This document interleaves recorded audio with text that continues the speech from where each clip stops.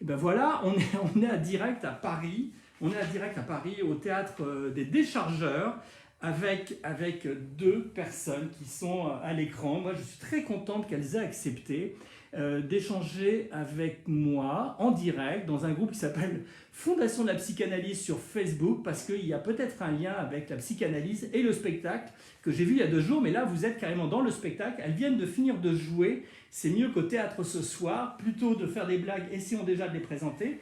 Il y a Capucine Boroni et Théodora Marcadet. Ce sont les 2 actrices d'un spectacle qui, moi, m'a enchanté, qui n'est pas joué pour la première fois à Paris, qui a déjà été joué sur 3 saisons il y a quelques années, mais c'est surtout, ça s'intitule « Arrête, je vois la parole qui circule dans tes yeux », sous-titré « Parler, c'est quand même mentir ».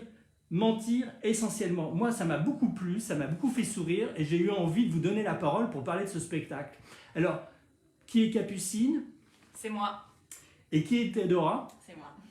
Alors, dans le chant, on voit une partie du décor, qui n'est peut-être pas un décor, et qui a son importance aussi. On voit que vous êtes habillés en blanc. Mais déjà, vous êtes toutes les 2 sur scène. Il y a une 3e personne qui a participé avec vous sur le texte, qui s'appelle Claire Lapère-Mazera, et qui est metteuse en scène du spectacle, mais qui est aussi co-autrice, parce qu'on a vraiment écrit toutes les 3 ce spectacle. Ben voilà, c'est ça qui m'intéresse, parce que ce spectacle, au-delà du titre, c'est aussi un spectacle qui part d'une rencontre. Alors c'est votre rencontre à toutes les 2, mais une rencontre qui passe par la parole. Et dans le dossier de presse, bien évidemment, que je n'avais pas avant de voir le spectacle, il y a écrit psychanalyse. Alors on ne va pas parler de psychanalyse, et dans le chant, on peut voir aussi, non pas un 3e acteur, mais une plante.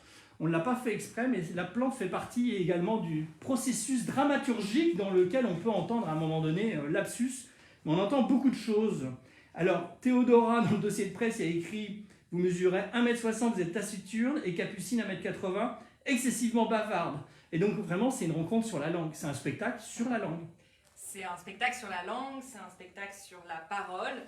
Et c'est vrai que le point de départ de ce travail, c'était pour nous de questionner aussi qu'est-ce qui nous lie, qu'est-ce qui fait notre amitié. On est toutes les 2 comédiennes, donc on est voué à porter la parole d'auteur sur un plateau, à incarner des paroles, parce que le théâtre c'est ça. Et on s'est demandé qu'est-ce qui faisait cette amitié alors que notre rapport aux mots est si différent. Moi, j'ai sur tous mes bulletins scolaires, il y a écrit que je suis bavarde. On me dit pour me taquiner que je parle trop, mes professeurs de théâtre me disaient que je parlais trop vite.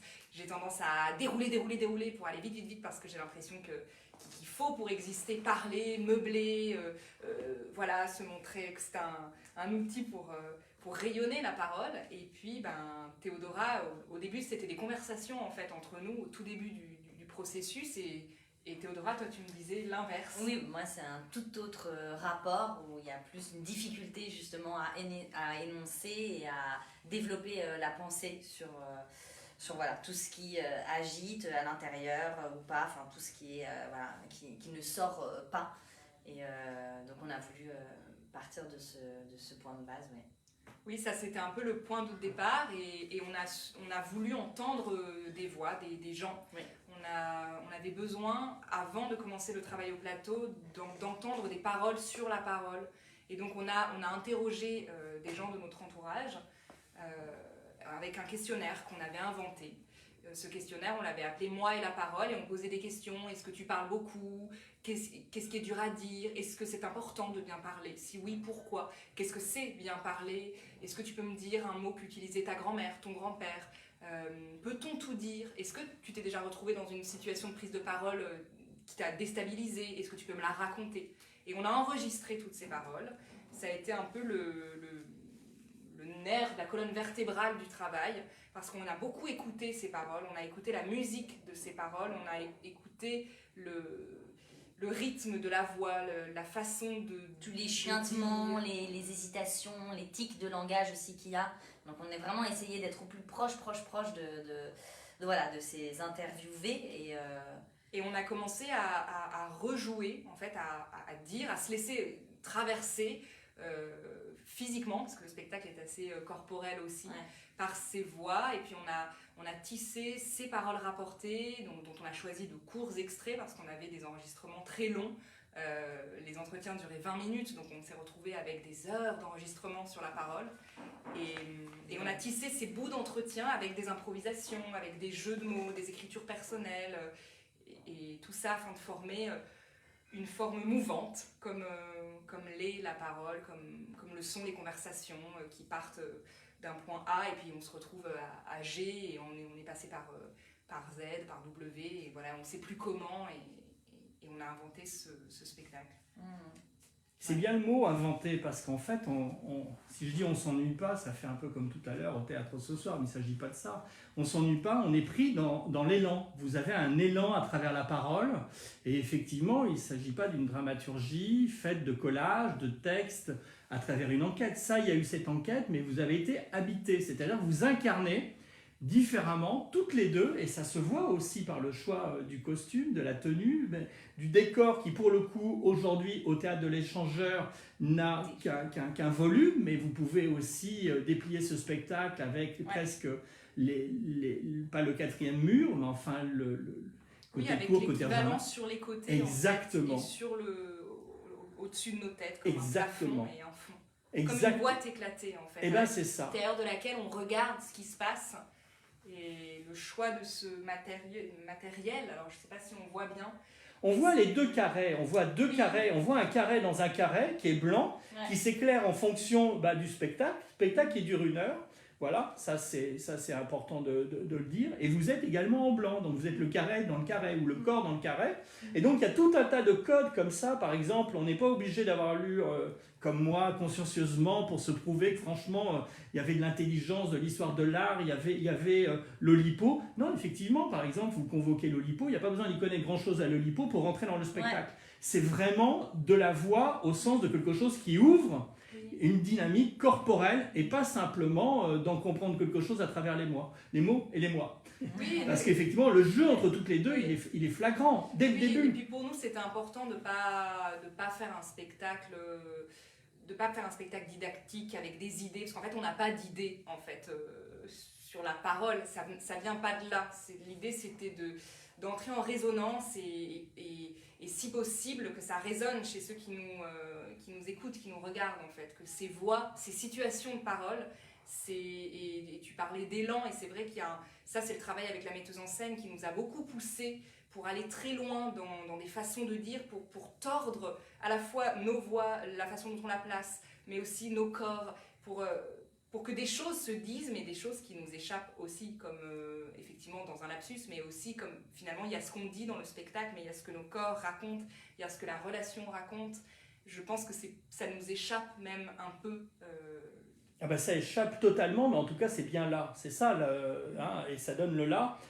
L'écriture, un tissage de voix, après avoir lu des essais sur la parole, sur le langage, à travers la psychanalyse, la politique, nous avons eu envie d'entendre des voix écrites avec des majuscules dans ce texte que j'ai sous les yeux, et ça s'entend, c'est-à-dire que d'un seul coup, il y a ces dimensions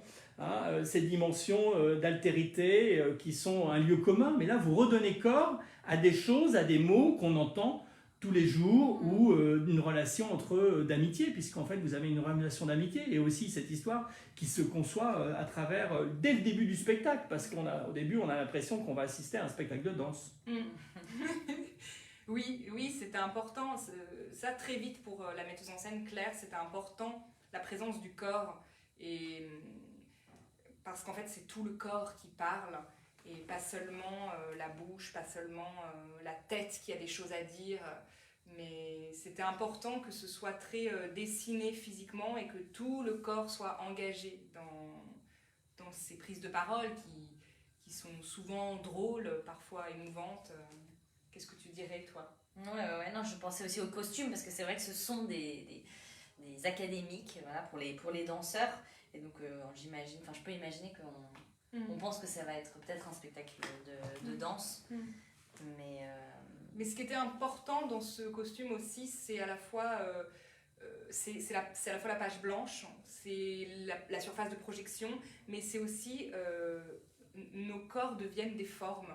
C'est exactement ça. C'est exactement élastiques. Ça. Et on se tord, et en tant que comédienne, on devient une matière qui peut exprimer tout un éventail de choses, de propos, et je pense que c'est pour ça aussi que ça fonctionne bien, ce costume, c'est qu'aussi il est mystérieux. Alors il peut renvoyer effectivement à la danse, mais je pense qu'il y a plein de gens qui ne savent pas Alors effectivement, je pense qu'on se dit oui, il va y avoir le corps va être très sollicité, mais ça n'est pas référencé. Il n'y a pas d'époque, il n'y a pas de marque, il n'y a pas de style vestimentaire. Et puis, je trouve que ça vient à nous rendre à la fois très dissemblables, parce qu'on n'a pas du tout la même morphologie, et en même temps, on est très semblables, parce qu'on est exactement pareil dans la façon dont on est vêtu. Je pense que ça vit. Ouais. Voilà. En tous les cas, quand vous avez accepté, moi j'ai vu le spectacle il y a 2 jours, je ne l'avais pas croisé avant, parce qu'il tourne depuis quelques années. Il est à Paris pendant 4 semaines, voilà, au Théâtre de l'Échangeur. Donc, Des chargeurs. voilà. N'allez pas à l'échangeur. Et pas l'Échangeur à Bagnolet.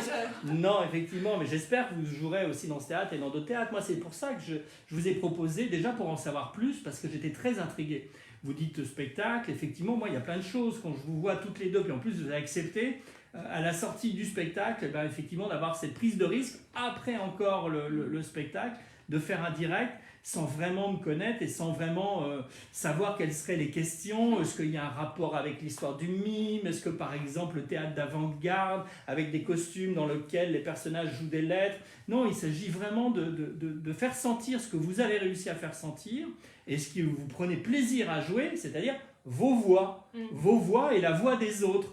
Au-delà, pour faire un petit peu lacanien, puisque quand même, il y a quand même du lapsus derrière les plantes, pas que derrière celle qui est derrière vous, auquel vous tenez beaucoup, ça va au-delà des mots, au-delà des signifiants. Il y a vraiment quelque chose de joyeux dans ce que vous nous proposez, avec une dimension qui permet à ce que, je l'ai entendu ce soir, j'attendais que ça se termine pour pouvoir vous rejoindre et poser le matériel et vous donner la parole au-delà du théâtre par rapport à des écrans, et j'entendais des applaudissements et des rires, donc il y a un enthousiasme. Vous transmettez un enthousiasme, et ça c'est franchement, c'est génial, c'est génial. Parce qu'il y a une grande jubilation en tant qu'actrice, comédienne à jouer ce spectacle. C'est très joyeux pour nous. On a trouvé des endroits de jubilation, d'invention aussi, qui sont assez rares. Mais c'est un spectacle à part. Oui. C'est un spectacle à part. Oui, et je crois qu'il a une grande singularité. Voilà. Moi, je sais qu'il y a déjà des gens qui disent qu'ils vont venir vous voir. Donc, je ne donne pas les noms en direct.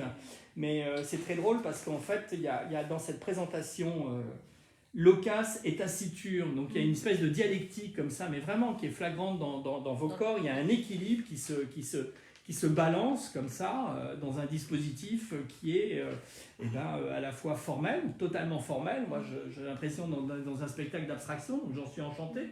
Et puis, mais alors, l'Oulipo, dites-moi, c'est pour faire bien dans le dossier de presse, l'Oulipo, où il y a vraiment quelque chose parce que Si. Il y a un exercice qu'on a fait quand on a créé le spectacle, qui est d'écrire un texte. On écrit un texte, donc on avait écrit un texte très quotidien, très banal, très simple. À l'époque, il y avait la grève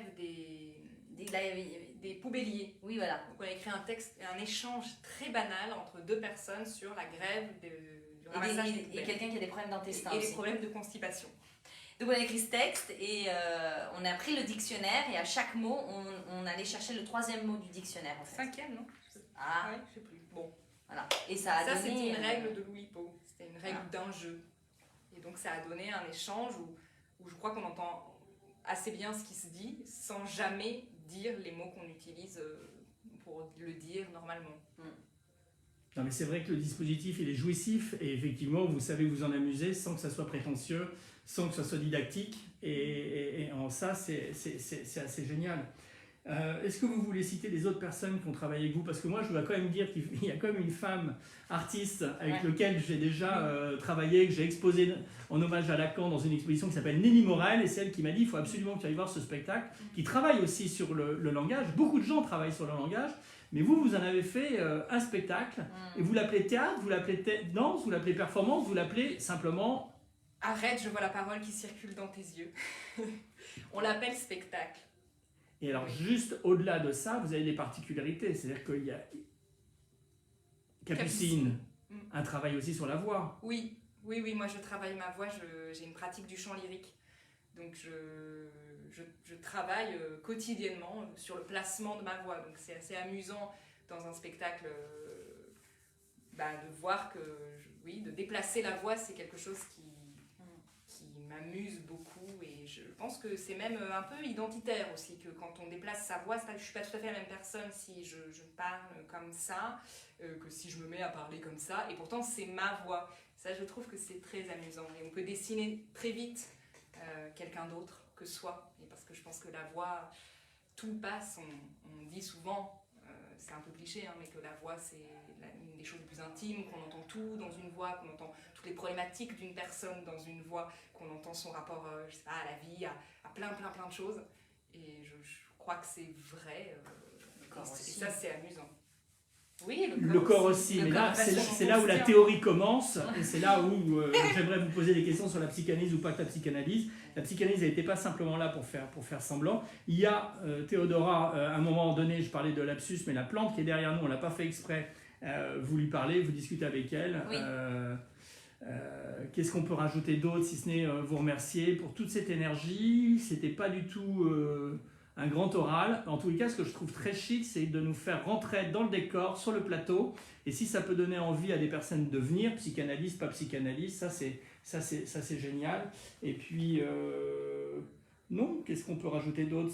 Simplement, vous vous appelez compagnie Ordel. Oui, Voilà. on est la compagnie Ordel. Et ça c'est super. Voilà. Qu'est-ce que je peux rajouter d'autre? Rien d'autre. Rien d'autre. On espère que ça donnera envie peut-être. Mais oui, ça donnera envie. Par contre, la plante a-t-elle un nom? Est-ce que la plante parle? Elle n'est pas encore nommée. Nommée ou nommée? Elle n'est pas nommée encore. Mais j'aime bien l'appeler lapsus, moi. C'est joli lapsus pour cette plante. C'est surtout qu'en plus, ayant vu le spectacle, je sais de quoi il en retourne. Voilà. Pour ceux qui s'intéressent à la psychanalyse, et ben, en tous les cas, et ceux qui s'intéressent à la psychanalyse vivante, ça passe par la voix. Et le spectacle aussi, le théâtre aussi. Voilà. Merci beaucoup à toutes les deux. Grand succès. Et puis, c'est au théâtre des déchargeurs à Paris et aussi à partout en France. Si vous voulez les inviter, je pense qu'elles auront grand plaisir à venir jouer ce spectacle qui est vraiment très drôle et qui est vraiment salutaire pour l'époque dans laquelle on est, au-delà de l'Oulipo. Voilà. Merci beaucoup à toutes les deux. Et merci aux personnes qui vous regarderont après. Voilà. Au revoir.